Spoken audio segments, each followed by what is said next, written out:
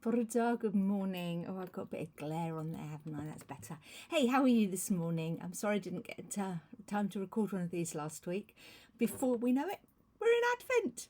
And this is one of those rare well, not that rare. They come around every 5 or 6 years, I think, where Advent in the kind of Advent calendar world is also absolutely tied in with the advent of the church calendar.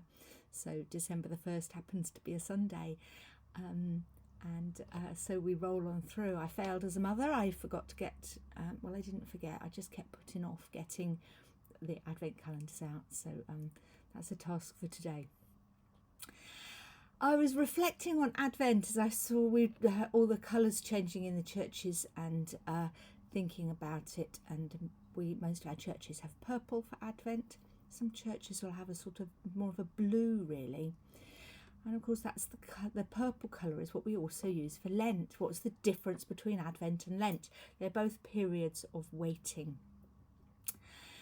And the big difference is that the penitential phase, Lent, moving towards Easter, we know is going to be a build-up to something really very difficult and traumatic.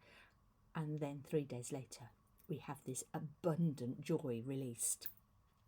Whereas Christmas build-up, Advent, is all about expectancy and hope and a journey towards greatness without the Good Friday bit. Do you see what I mean? And so I think we journey differently, and I just wanted to flag up that we're allowed to. I think Britain does Advent really well, and I think I'm out of step with a lot of my colleagues on that. But the very fact that our shops are bursting with suggestions for good food and for how to decorate our houses, and across the land from yesterday onwards there are carol services happening, and the sort of Puritans will say it's too soon, we're in Advent, not Christmas. But actually, going to the carol services early, finding the food that we would like to serve our families for our Christmas celebrations, decorating our houses are all ways of preparing for Christmas Day. And I don't know about you, but for as long as I've been alive, there would have been sweets and treasured food brought into the house, and I would see it piling up, and my mum would say, you can't have that. There's nothing to eat in the house. That's for Christmas. And I just find that wonderful, that somehow that preparation, that expectancy of something big and amazing is still happening. What we need to do as Christians is remind everybody that we have Christmas because we are celebrating the birth of Christ. We've got that little bit of work to do, haven't we?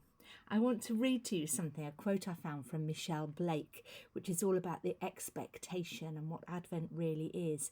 And it talks about the paradox that Christians have around waiting. Are you ready? One of the essential paradoxes of Advent, that while we wait for God, we are with God all along. That while we need to be reassured of God's arrival, of the arrival of our homecoming, we are already at home. While we wait, we have to trust, to have faith, but it is God's grace that gives us that faith. As with all spiritual knowledge, two things are true and equally true at once. The mind can't grasp a paradox. It's the knowledge of the soul. And that is, of course, absolutely right, isn't it? It's because of our knowledge of God and our trust and belief in Him that we're able to look forward to His coming at Christmas. And we wrestle with that. However you are marking Advent, whether you're doing an Advent course, whether you've got daily readings, whether you are just dressing your house to within an inch of its life, whether you're looking forward to a trip away, whatever you are doing to prepare for Christmas, go for it and enjoy it.